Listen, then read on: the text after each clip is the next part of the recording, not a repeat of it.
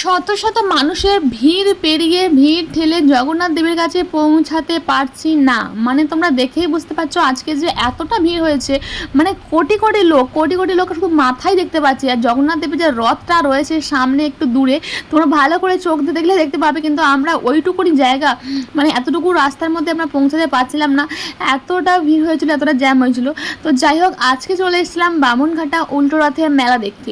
উল্টো রথ ছিল, আর আমরা সবাই মিলে বাড়ির সবাই মিলে চলে এসেছিলাম। তো আর এখানে এসে দেখি যে প্রচুর লোকের ভিড়, তো সেই জন্য গাড়ির থেকে তো নামা দূরের কথা, মানে কি বলবো গাইস, কোনো রকমে একটু কষ্ট করে জগন্নাথ দেবের কাছে এসে পৌঁছেছিলাম আমরা। তো তারপরে জগন্নাথ দেবকে প্রণাম করে রথটা একটু হাত দিয়ে প্রণাম করে নিলাম। তো তোমাদেরও একটু প্রণাম করে নিও। আর তারপরে দেখো এই সাইডে হচ্ছিল খিচুড়ি ভোগের আয়োজন। তো এই সাইডে খিচুড়ি ভোগের আয়োজন, এখানে মানে কোটি কোটি মানুষের লাইন। জগন্নাথ দেবের প্রসাদ পাওয়া কিন্তু অতটাও মুখের কথা নয়, সমস্ত কিছু ভাগ্যের ব্যাপার। এখানে দেখলেই বোঝা যায়, মানে এত মানুষের ভিড় ছিল সেখানে। তো দেখেই তো মোটামুটি আমরা টুক করে একটু ভিডিও তুলে মানে তোমাদের সঙ্গে শেয়ার করলাম। দেখো যে ভগবানের প্রসাদ পাওয়া কিন্তু খুবই সহজ ব্যাপার নয়, কঠিন ব্যাপার, যখন কপালে থাকলে তবেই হবে। আর দেখো সবাই ছোট ছোট বাচ্চাগুলোকে মানে কাঁধের ওপরে তুলে নিয়েছে, মানে এত লোকের ভিড়। তারপর দেখো হঠাৎ করে আমার দিদির সঙ্গে দেখা হয়ে গেলো। এই যে আমাদের দিদি আর দিদির মেয়ে আর আমার ছেলে আর আমার বয়স সবাইকে তো তোমরা চেনোই। আর দিদির সঙ্গে দেখা হয়ে গেলো। তো এদিকে আমার ছেলেটা ভীষণ বায়না করছিলো। আমার ছেলে একটু ছোট্ট হলে কী হবে, ভীষণ বায়না কিন্তু করে।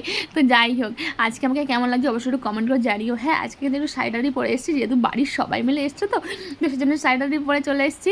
আর তারপরে আমরা এখানে একটু বসেছিলাম, এখানে একটু রেস্ট নিচ্ছিলাম, কেন প্রচুর মানুষের ভিড় ছিল রথের মেলার দিন। এত মানুষের ভিড় বলার মতন নয়। তো যাই হোক, তারপরে দেখো চলে আসলাম আবার খেলনার দোকানে তো আসতেই হবে, কারণ আজকে মানে এখন কিছু কিনি বা না কিনি, খেলনা তো আমাদের কিনতেই হবে, যেহেতু আমার পুচকেটাকে নিয়ে যাই। তো সেই জন্য আমার দিদি আবার আমার ছেলেকে খেলনা কিনে দিচ্ছিলো। আমার ছেলে তো সেই বায়না, মাসিকে দেখে মানে ওর বায়নার পুরো শেষ নেই।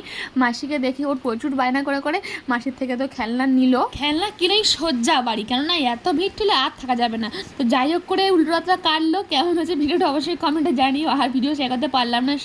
আমার উল্টো রথ যেভাবে কাটলো, গেলাম ঠাকুরকে প্রণাম করলাম, ছেলের জন্য একটা খেলনা কিনলাম, বাড়ি চলে আসলাম। যাই হোক, তোমাদের কেমন কাটলো অবশ্যই কমেন্টে জানিও।